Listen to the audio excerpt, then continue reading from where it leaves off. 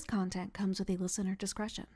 It might include sensitive or explicit material that could be distressing or unsuitable for some audiences. Just a friendly reminder to proceed with caution. Take care, and please enjoy Tales of Terror. As the sun's dying embers relinquish their glow, the encroaching twilight stretches and sinuous shadows emerge, ensnaring Draven, Morwen, Bascure, and Lenore in their ethereal grasp. Whispers of a chilling wind ripple through lifeless foliage, masking the crescendo of their racing hearts, while Draven, undeterred, extends a trembling hand, resolute in his endeavor to breach the imposing threshold of Moldavia Manor. The door's open. Prepare yourselves. I feel a growing presence, but I know not what it may indicate. Prepare.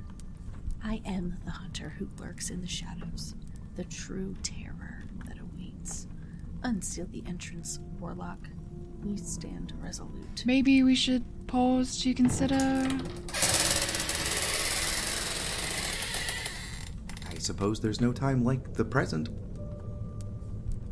The grand entrance hall lies in ruin. A once great chamber designed to make those who enter here feel welcome now imposes nothing but a sense of dread and malice. The tapestries along the walls are torn, some into tatters. The suits of armor, once regal sentinels, have been unseated from their posts and strewn about the floor in disarray. Their limbs, severed, now mingling with delicate rugs, drenched in the putrid amalgamation of blood and spilled wine, staining the air with an acrid scent. More food for the beasts in the cellar. Come to dance and drink and die. Thump and thump and bump and bump. It never ends, and so we dance to the beat.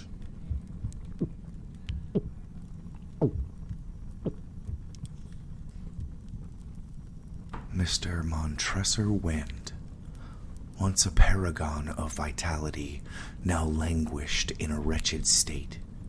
A crimson pool ebbed around him, seeping through the once opulent rugs, permeating the crevices between the stones beneath.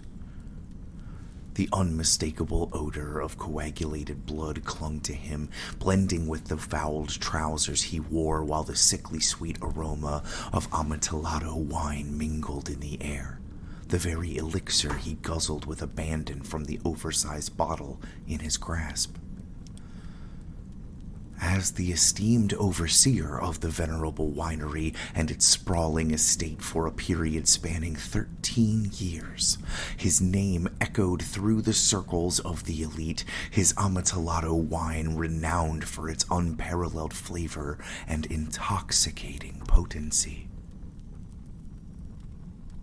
Who is it that speaks in riddles from the darkness?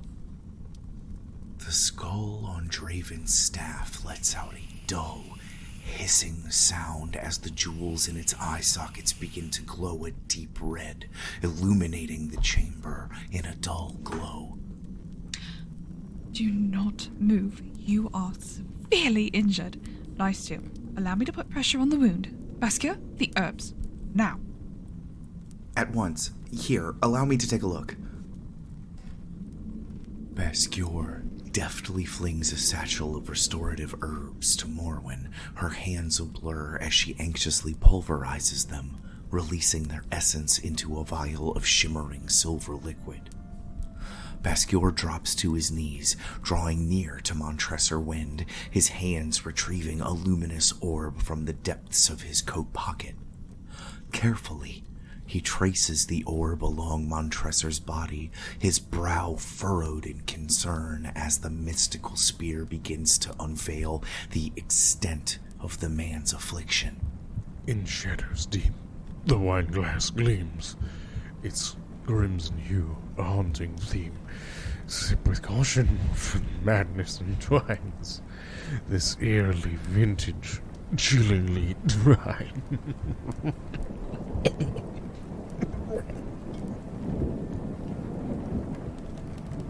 Mr. Wind, a man once meticulous in his presentation, would typically revel in his impeccable appearance. However, now his once resplendent robes, crafted from the finest silks and adorned with intricate embroidery, hang in tattered disarray, soaked in a macabre tapestry of blood. Lying sprawled on his side, his body broken and contorted, one arm mangled and a mere remnant of a hand crushed beneath his own weight, exposed bones jut through numbing flesh, their jagged edges a stark reminder of the agonizing ordeal he endured. Quickly, we must remove his cloak, or what is left of it.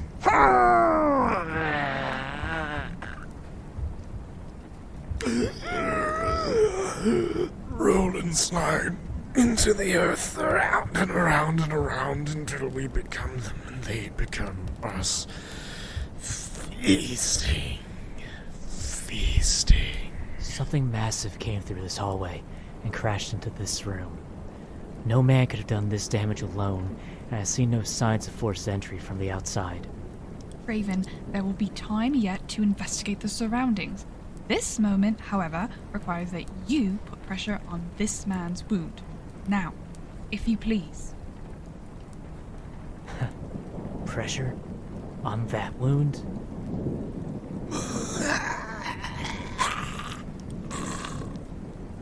Lenore's movements are swift and precise as their knife slices through the tattered, blood-soaked robe, revealing the grim spectacle beneath. Draven extends his staff, emanating a dim crimson glow that casts an eerie light upon the wound occupying a significant portion of Montresor's back. The injury, circular and jagged, is days old. Partially scabbed and surrounded by congealed blood, it forms a gruesome lattice of interlocking tissue, a feeble attempt by his body to staunch the flow. Amidst this macabre tableau, the clean whiteness of exposed rib bones stands in stark contrast, adding a grotesque element to the already harrowing sight of his ravaged lower back. What did this to you? How did this happen? Beating with echo, a maddening sound. Sanity slips as they pound and pound and pound and pound and pound. Speak clearly, you fool. Quickly, before you expire and leave us without answers. What happened to you? No! My other wine bottle. My wine. Behind me. Please. You'll have your wine when you give me the information I asked for. We didn't come here to spread more cruelty, Draven. Give the man his damn wine. Please, just a sip more. A final taste of wine. Before I go.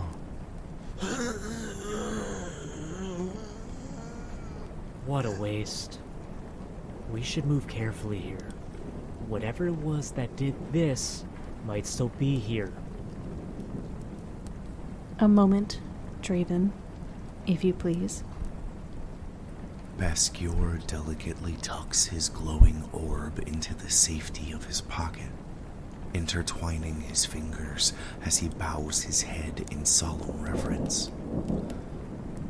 Morwen gently returns the satchel of herbs to her pouch, a gesture of closure, while Lenore reverently lays 2 coins over the lifeless eyes of Montresor Wind, paying a somber tribute to the departed soul. Gently now.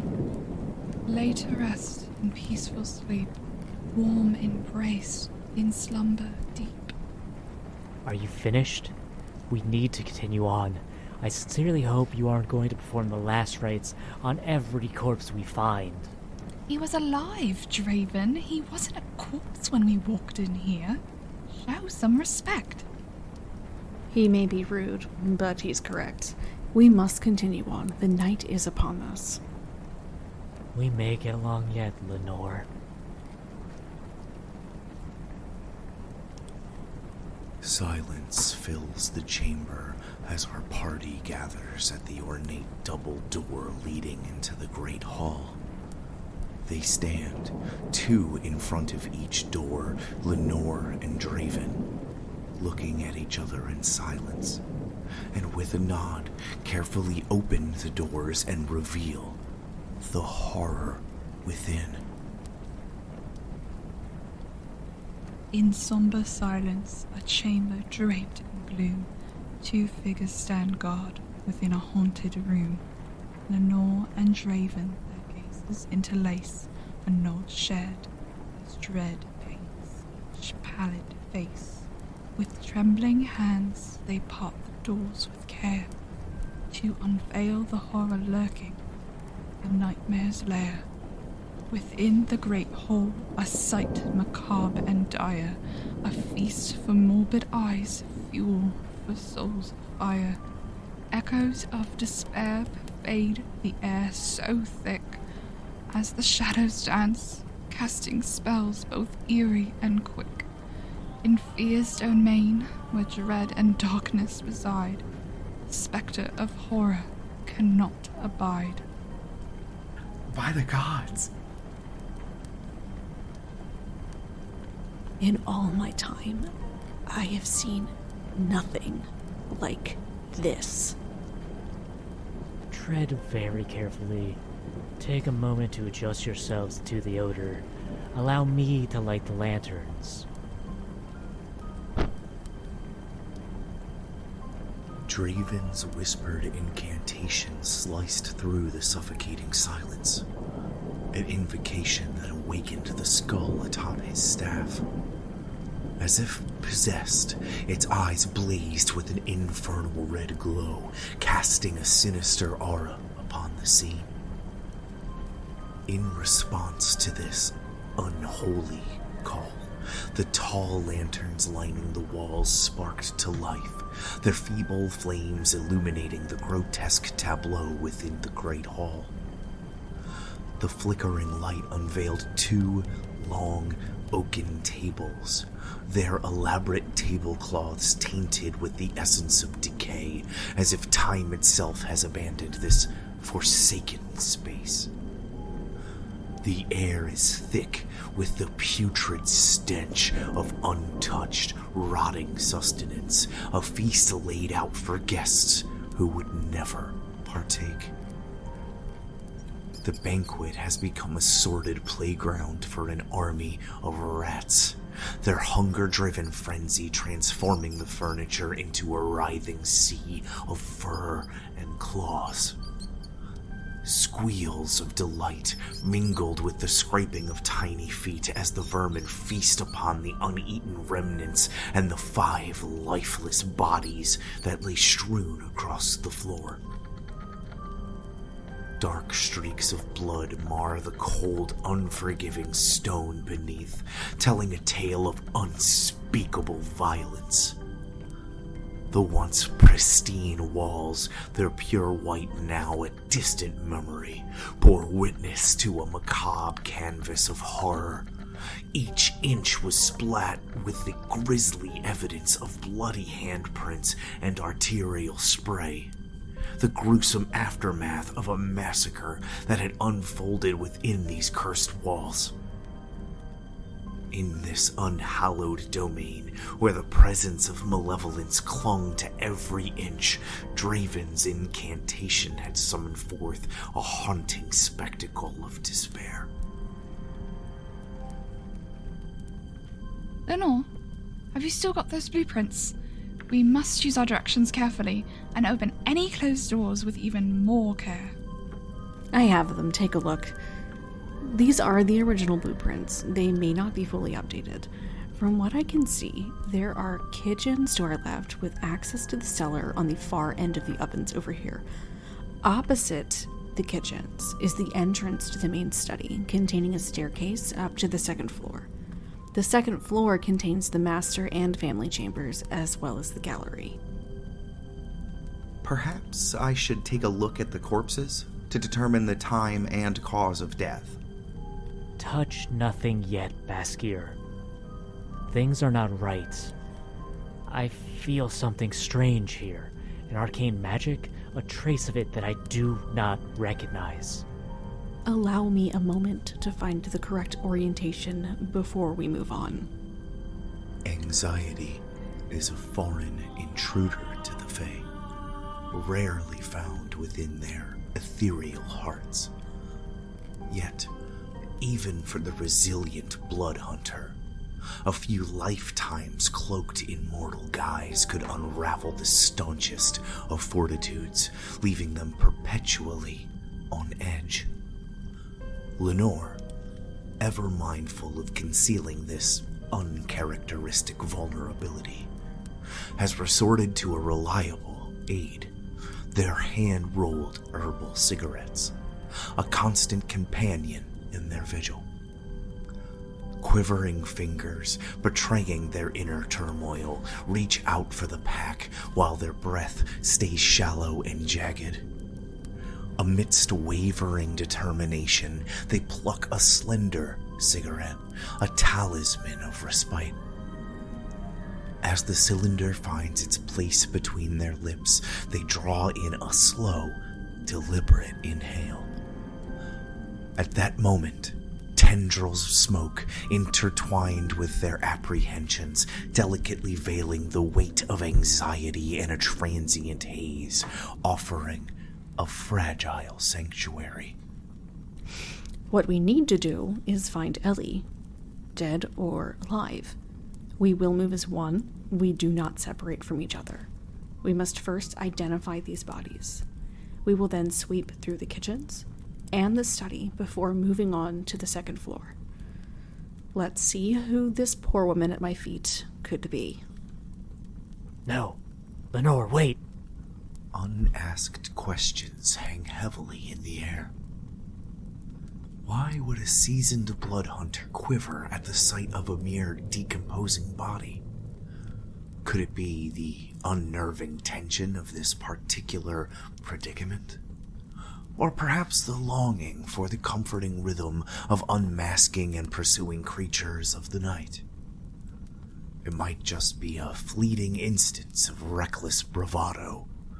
Regardless, they dismiss Draven's caution and with a forceful nudge of their boot, reveal the noble woman's lifeless face. The corpse's torso bears an eerie, circular wound akin to Montresor Wen's. Lenore, her demeanor a blend of nonchalance and curiosity, inhales deeply from her cigarette as she casts her gaze upon the macabre scene. In the light of Draven's staff, their eyes, normally clear and sharp, appear glassy. See, Warlock? Nothing but a stinking corpse. I would surmise that all of the other corpses here have similar mortal wounds. The rats, they are all fleeing at once. Mind your feet. Allow them to simply pass. Arm yourselves!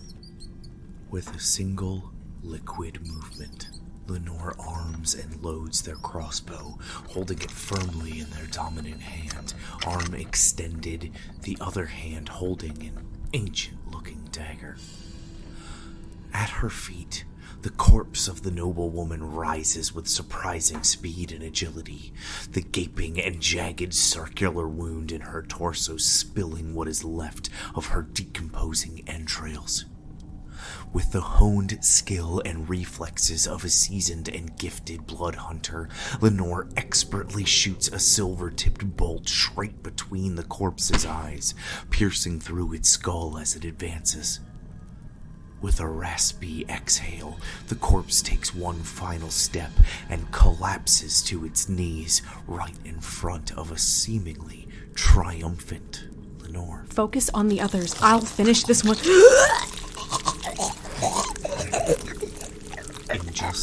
few moments, everything changes.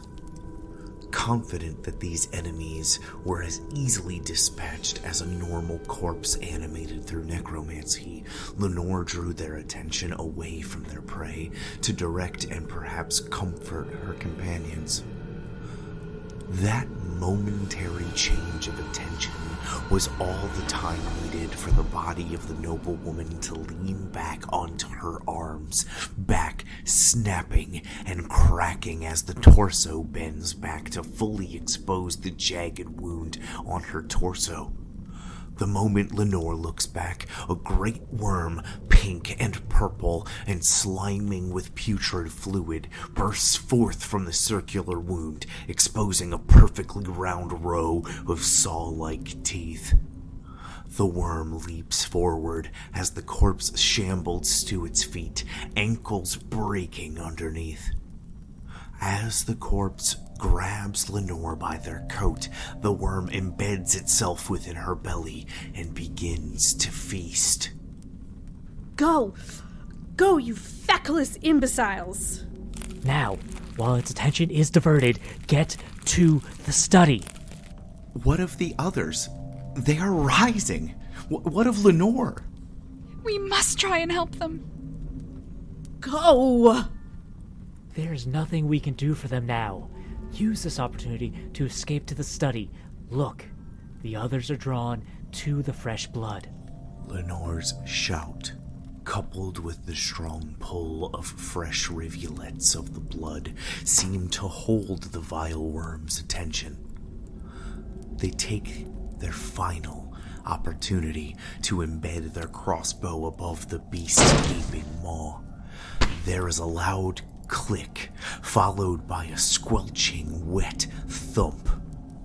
Draven takes advantage of Basquior and Morwen's silence to cast a warding sigil on them as they back slowly, quietly out of the room, a slight glimmer of wetness threatening each pair of eyes.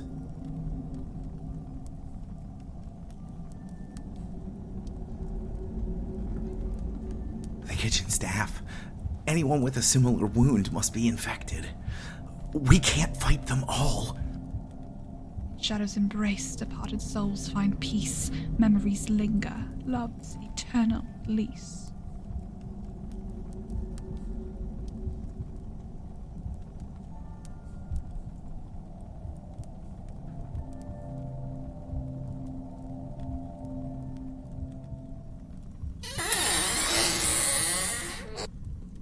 What the hell were those things? I'm trying to find out. Fierce chilling embrace, earth's madness untold. In the shadow's depths, sanity's frailty unfolds. Morwen's words fall on deaf ears. Basquior, having produced his orb, has become a rigid stance. The glow of the pulsating and levitating orb lighting his frame against the darkness of the dimly lit study. His eyes, now completely white and without focus, are glowing in cadence with the pulsing orb.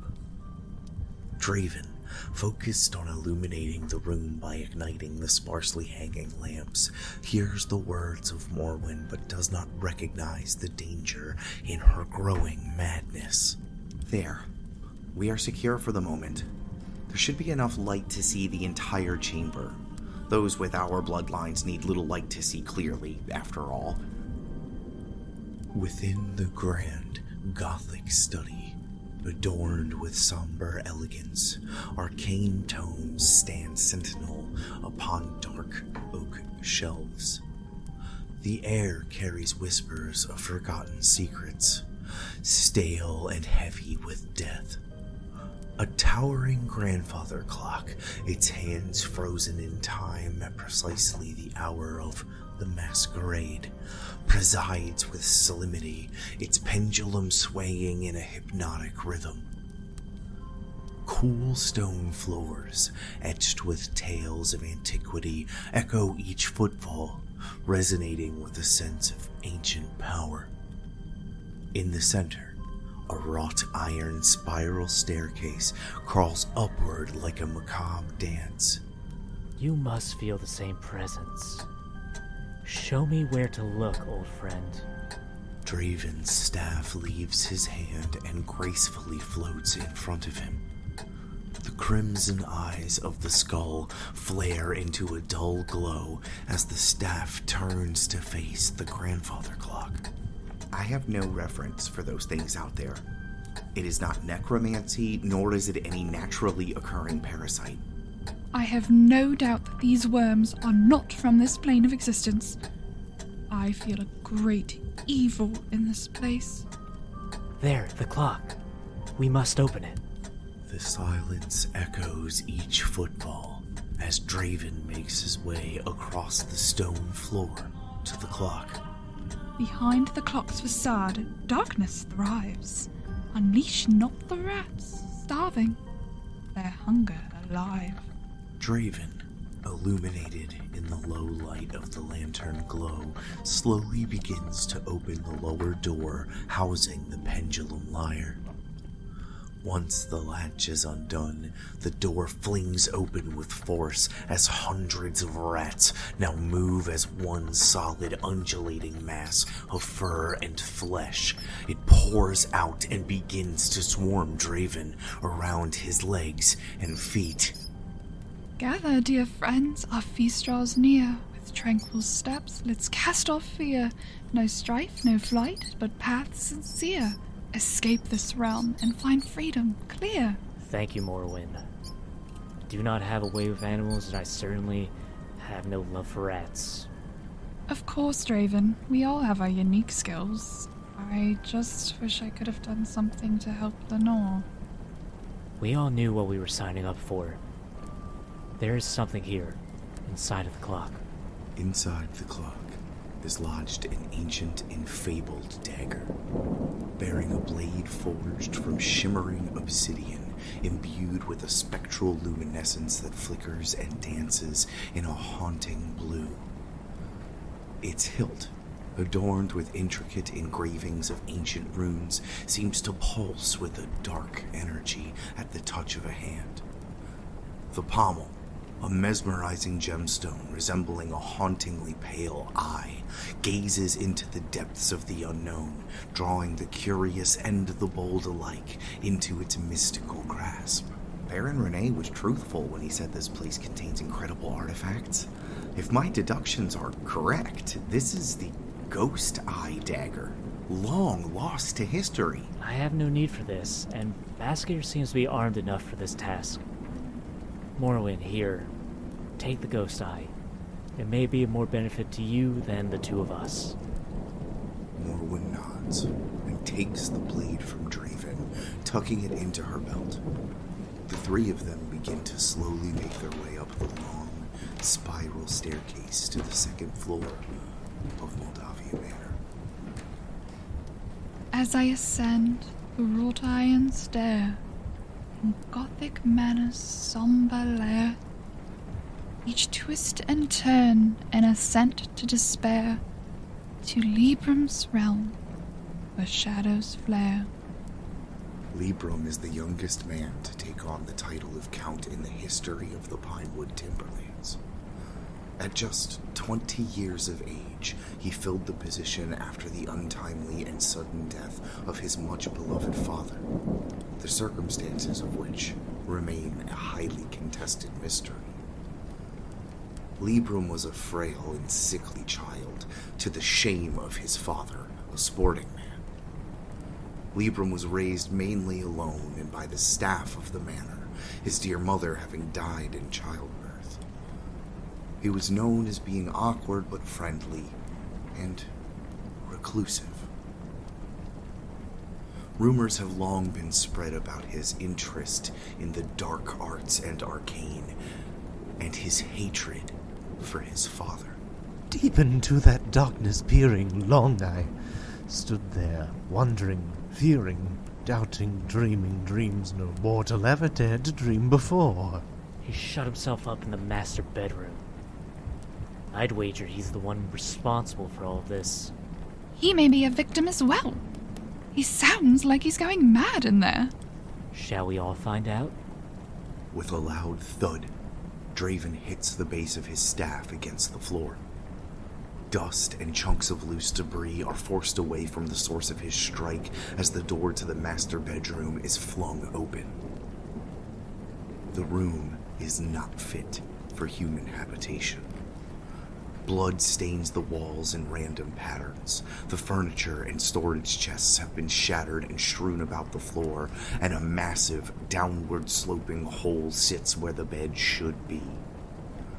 In the far corner, facing the dying embers in the fireplace, sits Lord Libram himself. His thin frame and deep black hair creating a skeletal silhouette. Count Libram? Are you hurt? It is true. Yes, I have been ill. Very ill. But why do you say that I have lost control of my mind? Why do you say that I am mad? Can you not see that I have full control over my mind? Indeed, the illness only made my mind, my feelings, and my senses stronger, more powerful. You seem unwell. Let us help you. Have you seen them? The worms? Are you responsible for this? How did you produce the parasites? The worms. You will like the worms. They are noble creatures. They will triumph in the end. They will reduce the world to red powder and white bone, and the blackness of the pit. Only then will the incessant heartbeat stop. Only then. Where's your father? Libram? What have you done? I knew what I was doing when I killed the old vulture. I was so careful that night, so very careful not to make a sound as I entered his room. It had to be done. He watched me with his eye, watched me through the walls. Slowly, and with the unnatural movement of a man lost deep in madness, Count Libram turns and stands from his chair, revealing his frame. His clothes are filthy and stained with blood. His hair, now matted and stinking, lies messily around his shoulders. His trousers are shreds of fabric, his fine shoes gone, revealing bleeding and blackened feet. I killed him, but why does his heart not stop beating? Why does it not stop? Get a hold of yourself, you fool of a man. We are here to recover Baroness Eleanor Renee on official order. What have you done with her, or have you gone so mad you cannot even answer a simple question? So I am mad, you say? You should have seen how careful I was to put the body where no one could find it. Do not make a hasty decision, Libram. Stay where you are. Stop moving towards the pit at once. Louder, louder it becomes. I cannot bear it. From the sounds of his falling, I assume the pit is sloped downward and falls clear into the cellar. It's not a dead drop. We should be able to slide down after him. Quickly, before he escapes! Into the depths of the dark abyss I go. Shadows dance and horrors bestow. Each step a plunge, embracing the woe. Lost in the pit, the light dares not show.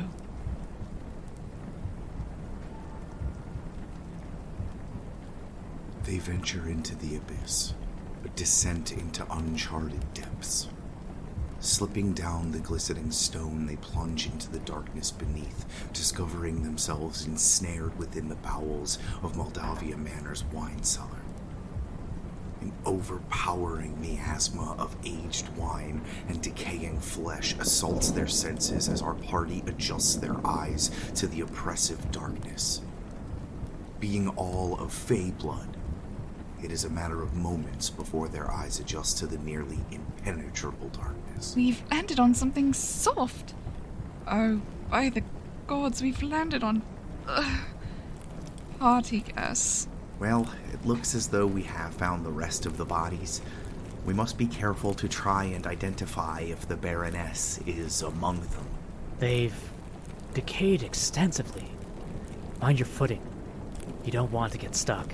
He still now and make no sound. We are not safe down here. It writhes. It writhes with mortal pangs. The mimes become its food, and seraphs sob at vermin fangs. Human gore imbued. I see you. I can feel your fear. I can taste your madness. They are conqueror worms. I have read of them in ancient tomes of demonology. They are able to feel our movements, our speech. One is feasting still upon the fresh corpses. The other is under us, under Baskir. Baskir, look out! Ah! Baskior! Nobody is certain where conqueror worms originated, but some scholars believe demons brought them to the material plane to aid in the destruction of organized societies. They are massive creatures, with a circular row of saw-like teeth lining their gaping maw.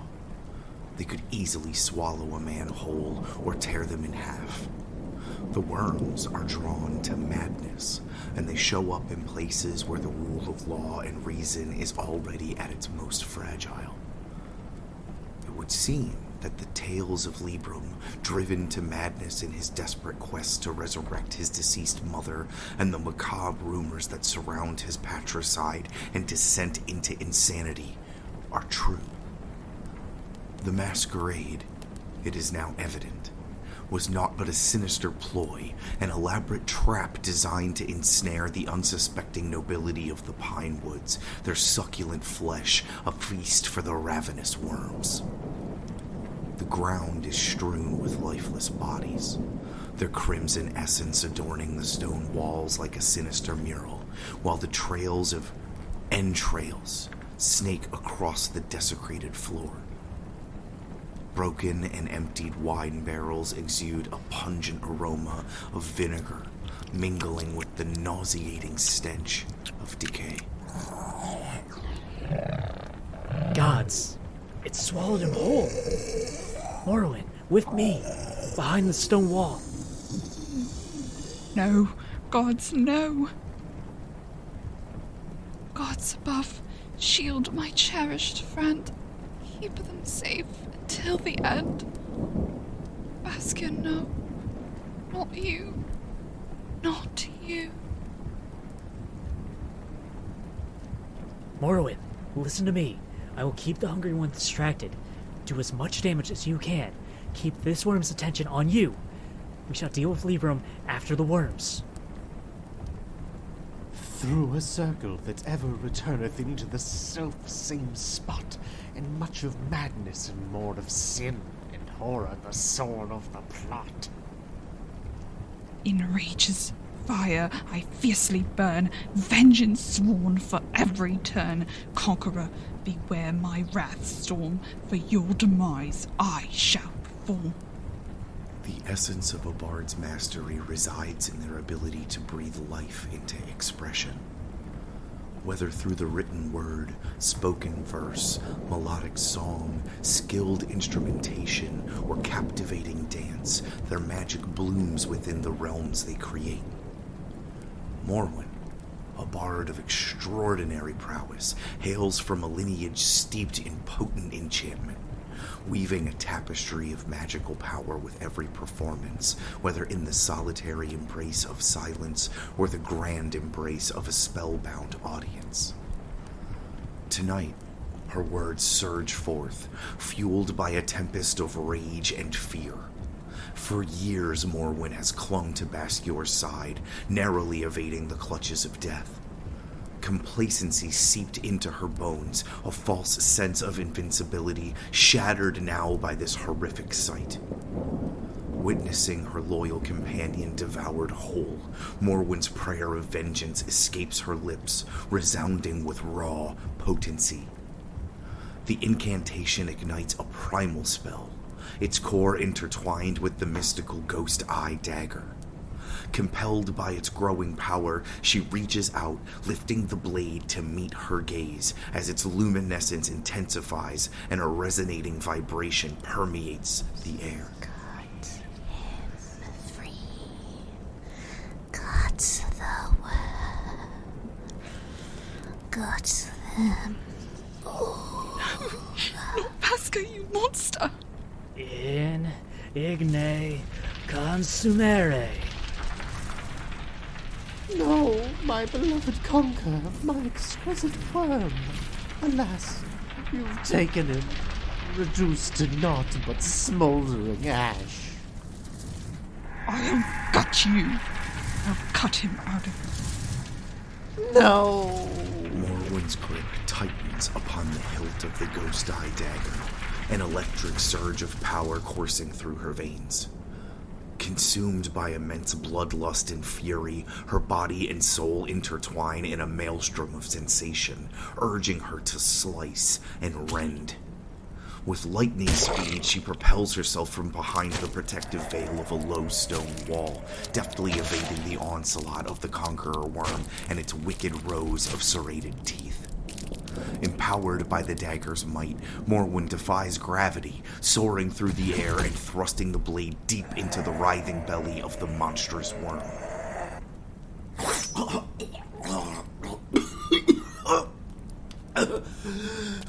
Pasca, thank the gods! For a moment, I thought I may have been too late. It'll take more than the gut of a worm to kill me. It wasn't an entirely fruitless trip. I was able to grab this while I was there. Is that... Oh, gods, it is. That's the Baroness's locket. Oh, don't worry. I have it all under control over here. I just immolated a conqueror worm and subdued Libram alone. With whispered words, let ailments wane, healing light, restore, and sustain. Thank you, Morwen. That's much better. Draven, are you feeling strong enough to carry our dear Count Libram out of here? I'm feeling quite weak after my ordeal. More work for me? Absolutely, of course I can do it. Might as well have done this entire mission alone. It looks as if the infected corpses have been reduced to a putrid mush. The smell is even worse now than it was before. Farewell, dear Lenore, lost in endless night. Your spirit lingers, a haunting, bittersweet light. I pray to the gods that she was wearing her resurrection ring. Let us not linger in this stench. I yearn for a hot bath and a warm bed.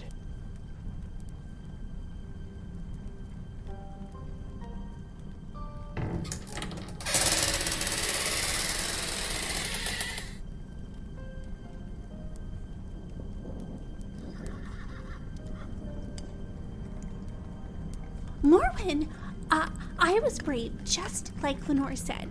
Isn't that right, Mr. Stevan? See, he's nodding, which means I was brave and good. Where's Mommy? And where's Lenore?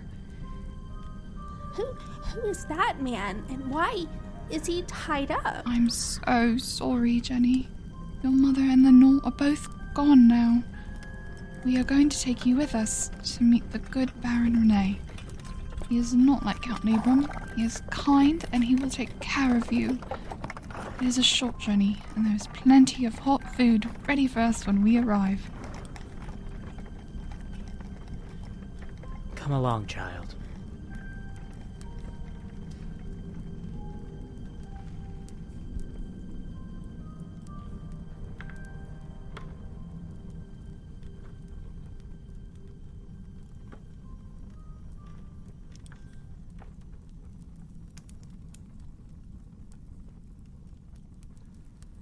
My gratitude to you for the return of her cherished locket.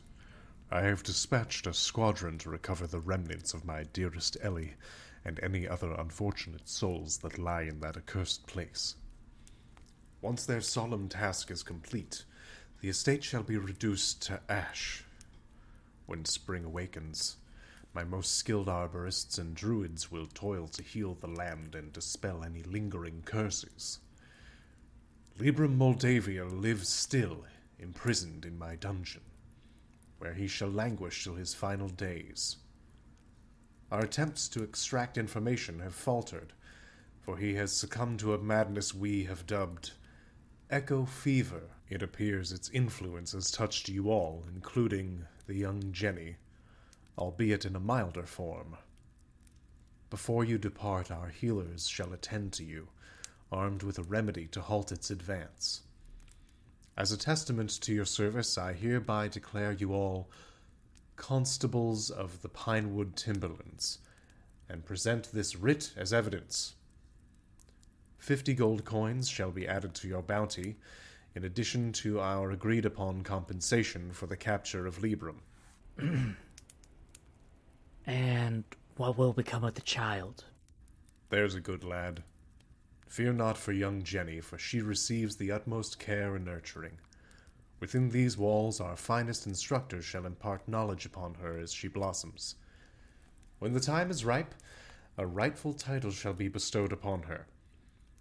Echo Fever's hold on her has been vanquished, and though she mourns her mother's absence, with time she shall find solace and discover joy within these grounds. Thank you, Baron. Basky and I will take our leave. It's been a pleasure working with you, Draven. As with you. I would not be opposed to working together again. You are welcome to stay here, of course, as long as you please. In darkness deep, our souls were lost. Through quarters of dread, we paid the cost. In blood and bone, we fought the abhorrent strife. Survivors stand, scarred but alive. Through ghastly realms where nightmares breed, we faced the horrors fueled by desperate need. With hearts of steel, we braved the abyss. In this twisted tale, a testament to our grit. But now the curtain folds, the journey ends, our harrowing adventure its echo still sends. In chilling whispers and haunted sighs, we bid farewell as the horror subsides.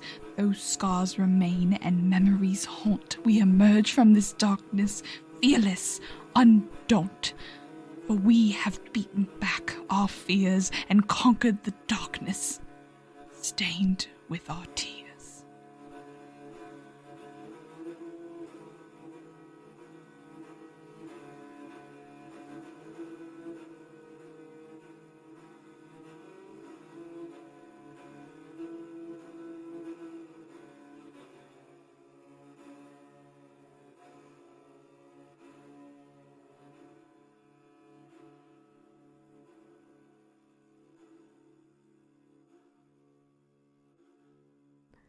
Tales of Terror is based off of the brilliant 5e compatible adventure Mask of the Worms, a chilling ode to Edgar Allan Poe's darkest dreams, which is one of 8 one-shot adventures found in Bundle of Horror 1 and 2, written by Kelsey Dion of the Arcane Library.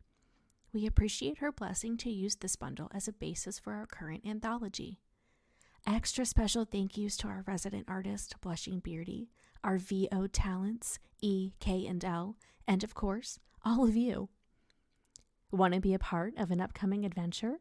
Check out our Discord group where budding or experienced DMs, GMs, and adventurers alike can come to find a place to take part in a low-stakes, low-commitment community that dearly loves their math rock created adventures. If you enjoyed what you heard, spread the word. X's and O's, C and M.